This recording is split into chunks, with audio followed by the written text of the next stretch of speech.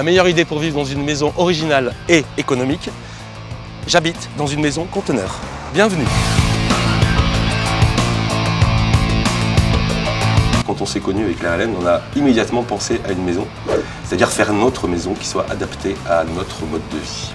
On a utilisé 15 containers pour fabriquer la maison. On a une surface totale de 300 mètres carrés, environ 100 mètres carrés de plancher par étage. Certains containers sont utilisés pour créer une terrasse couverte, d'autres pour créer le garage.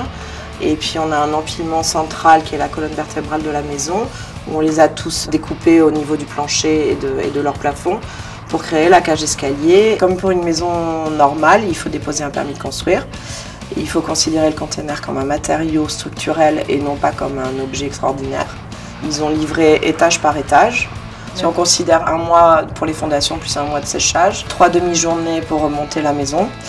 Pendant que les fondations étaient faites, l'entreprise découpait les containers selon mes plans d'exécution. 6 semaines pour faire l'étanchéité et l'isolation. Et dans le même temps, on posait les fenêtres. Et après, un mois de plus pour finir l'électricité, la plomberie, ce genre de choses. Donc on peut considérer que la maison peut être faite en moins de 4 mois. C'est un record absolu.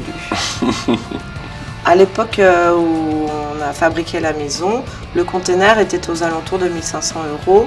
Nous, on les a payés ce prix-là, et ça peut être jusqu'à 3 000 aujourd'hui.